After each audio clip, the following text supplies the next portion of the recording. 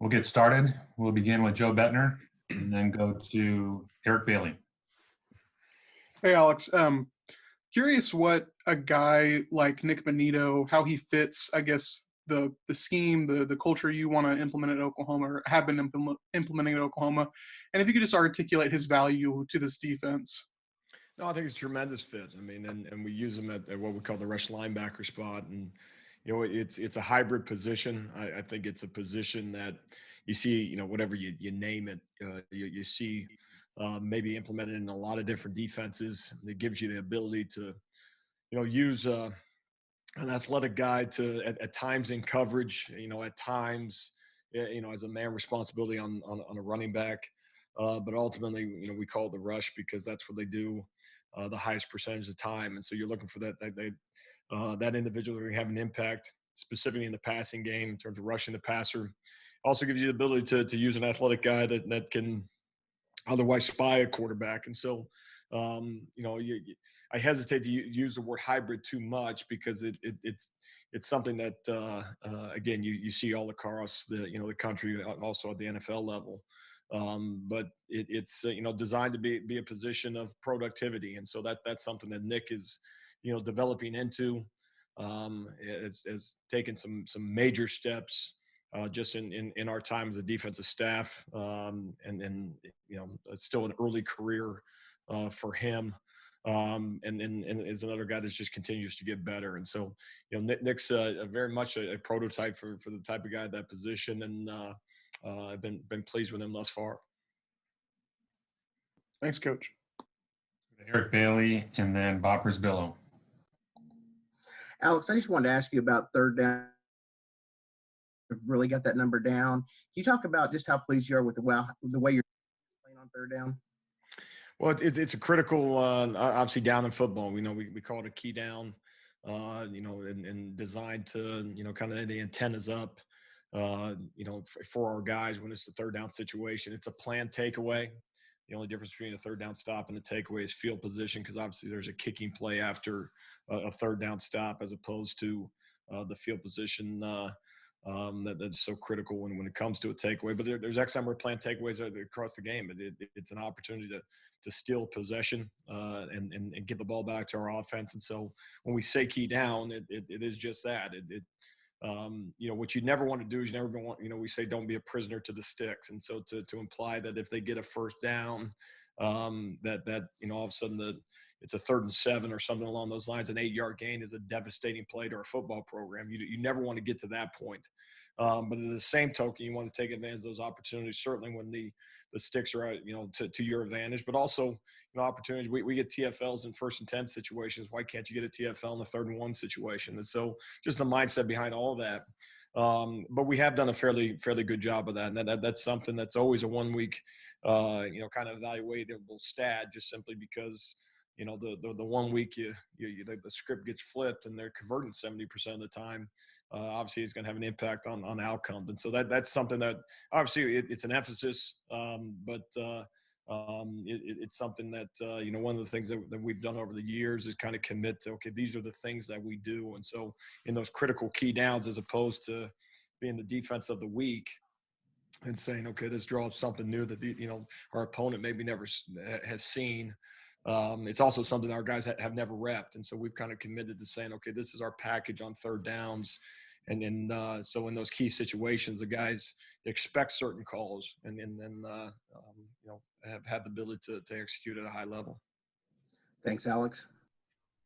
Go to Bob Prisbillo and then Jason Kersey. Yeah. Alex, has it been easier to keep true freshmen like Bryson, DJ, Brendan more engaged because there's no 4-game rule and they know like they're not automatically going to redshirt? They know there's chances throughout this season. No, that's an interesting point, and I think that's accurate. I think having the 4 games, in recent years, but that has kind of given you a little bit of wiggle room to play with. But for instance, Bryson, had some opportunity to make a couple tackles on kickoff last week, and so that's just one less conversation that you're having as a coaching staff in terms of can we use them, should we use them, is this the game, one of the games that we're going to use if it's only on a kicking play, for instance. But it gives you the availability. Then the practice reps are so expensive, meaning that every rep that you give to an individual on a Tuesday, you have to be very wise in terms of who you give those reps to. And so specifically to those young guys, and you're talking about several guys that weren't able to practice maybe a couple weeks over the course of the early parts of the year, as you say, okay, well, now we're able to practice. Well, if we don't think we can get them in the plan on that particular Saturday, are we really willing to give them reps on Tuesdays and Wednesdays from somebody else that otherwise could play the game that we think is closer to being ready? And so in any event with those individuals, the nice thing is, again, whether it's 4 weeks ago they get 5-10 reps, with a quote unquote varsity, with the 1 and 2 defense going against the scout team on those particular weeks, you do that because they're available that week. You don't know exactly how the games are going to go, all those things. And so, no, it's given us a little bit of freedom that way, and it's appropriate for us to use that and see how deep this roster can get. Not just week 4 of the season or week 6 of the season, but over the, what ends up being 10 weeks, including a couple buys. And so, no, that's something we'll continue to kind of push the envelope with, whichever every one of those individuals. Okay, Jason Kersey and then Ryan Aber.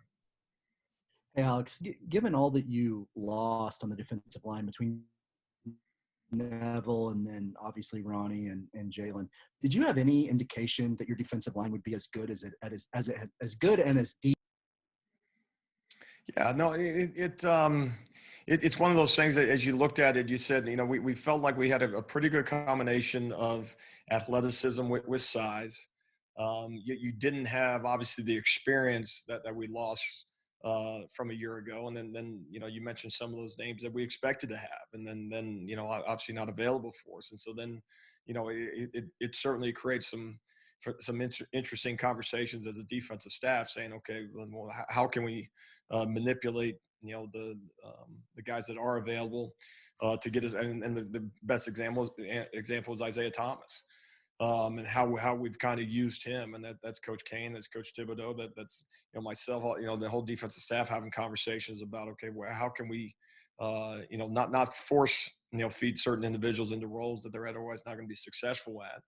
But finding the best mix of guys, obviously adding a couple junior college guys that we've talked about this year in Ellison and Perrion, as there's immediate impact guys, because we did lose so much in our front. And then the responsibility part is obviously Coach Tibbs, coaching them up to a level that they can produce for us, and then them obviously doing their part attached to that. And so, no, been pleased, and I still think it's one of those things that we haven't seen. Our best yet, in our defensive front. I think we have been disruptive at times, which has been good. And I don't mean that as a negative. I think the bar is still a little bit higher than where we've reached. I think they would agree with that. There's still some plays that we're leaving on the field. You're not going to make them all, but no, I think it's something that is going to be critical to our success over the last half of this year, specifically this weekend. Thanks, Alex. Okay, Ryan Aber and then John Hoover. Sort of along those lines, Alex, wanted to ask you about the job that Jamar Cain has done, and what do you think about that overall, especially in this sort of different kind of year, especially for a new coach at a program, and maybe what have you learned about him as a coach since he arrived? Well, I think, number one, at a place like in Oklahoma, the nice thing is when you go to make a hire, and we may have talked about this in the past, is, the list of names that are available is exciting to see. And so, in the end, what you have to do is you got to try to find, someone that's going to obviously add value to the staff and is going to be a lead teacher for your current roster. And so, bringing in Coach Kane, has done a tremendous job with our guys. It kind of allowed us, in some respects, for Coach Tibbs to, just focus strictly on the interior of our defensive line, as opposed to all of a sudden now you're having to kind of have dual meetings. You know, you're talking to an edge guy on his responsibilities and how that might apply to, you know, the pass game or peeling with a back in terms of man coverage responsibilities and something along those lines. Then all of a sudden there's you know, your nose guard is you know, how's he going to beat the center? And so that there's a lot of, again, meetings are expensive too. Every coaching point you're giving one guy that doesn't apply to the rest of the room. Again, there's an expense to that because that's one less coaching point that they're getting. So this you know, just made a lot of sense from a structure standpoint. And now you got two elite coaches that are handling our front. But I think the biggest thing with Coach Kane been a number of different places, like a number of guys on the staff brings, you know, new thoughts, new perspective, you know, for a couple of guys, you know, that on the staff, Coach Odom, myself, Coach Manning, you know, we go back, you know, several years, and, you know, sometimes you can look at it, you know, what we do against USC X number of years ago. Well, you know, Coach Kane doesn't care what we did against USC, and he doesn't remember that play or that call or anything along those lines. He had a great call, you know, when he's at Arizona State or North Dakota State or Fresno and all those things. And so he's given us perspective, you know, about things that, you know, that he's been successful with, where it's a pass rush, move, stunt, how to call anything along those lines. So no, anytime you have an elite coach that brings good perspective, new perspective, and all things, can add to a staff. I mean, that is obviously best case scenario, and he does all those things. He checks all those boxes.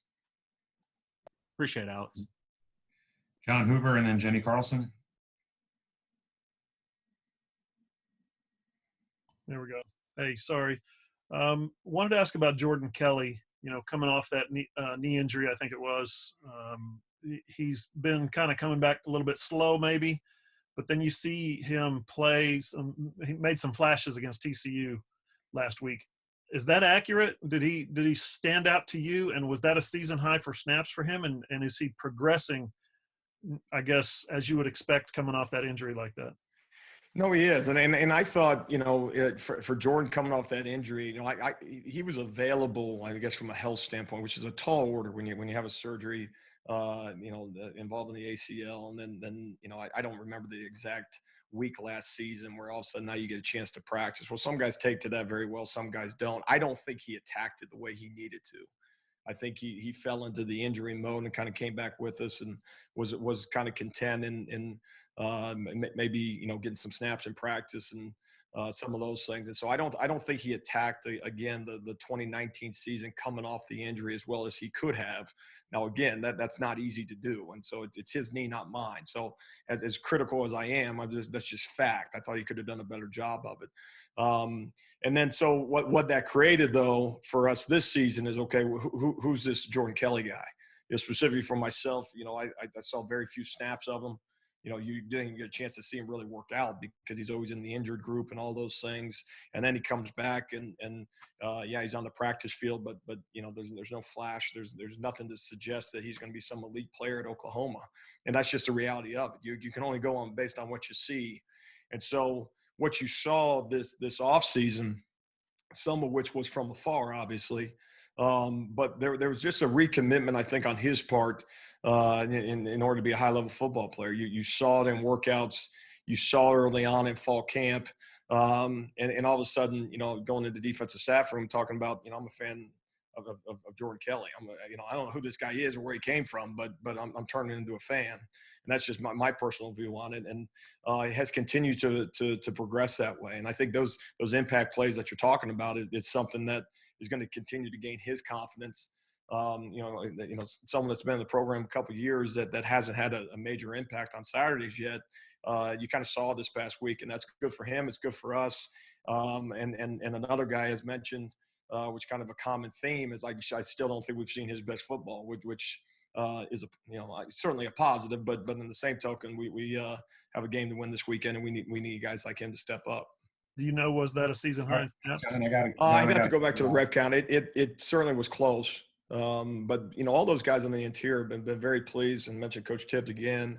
Kind of been a 5-man rotation in the interior of our defensive line, which is a really nice to have that number available, each week, and also the quality reps that those individuals are giving. You talk about Corey Roberson, young guy in the program, as well. And I mentioned Ellison and Perrion and LaRon and that stuff. So no, that's a rotation that'll continue to take place. Thanks, Alex. Got a hard stop time of 11:30. Jenny, if you could be pretty quick. Thank you. Yeah, sorry. Hey, Alex. To continue this defensive line, conga line of questions, as it relates to Isaiah, I'm kind of curious about his mentality and how it works with other guys on the line. Sort of who is he as far as, the personality with that defensive line, and how has that changed over the last couple of years? Well, and I think it's changed for him because I think, all of a sudden you look up and you're the old guy. You're kind of a rotational guy. You play some snaps, and he had some effort plays for us a year ago, and works hard and all those things, and found himself, probably in that 10 to 15 snap range a game last year. Obviously, a couple instances where maybe it was a little bit more than that, but that's essentially was a role player for us. And then had an opportunity just with some attrition and some of the things we've already mentioned in terms of opportunity presented itself in fall camp to get more reps. And also the ability, just as a worker, a team guy, the opportunity to play a couple different spots. And I think he's gained confidence, from that, both on the interior of the defensive line and on the edge. And what you've seen is him make an impact kind of wherever we put him. And I think I mentioned it before, all he does is do exactly what he's being coached to do, and does it to the best of his ability, as hard as he can possibly do it. And, it's amazing how, guys have a tendency to be productive when those things take place. And so leader by example, but again, that's certainly a dynamic guy for us up front, and has been probably the MVP of the defense up until this point.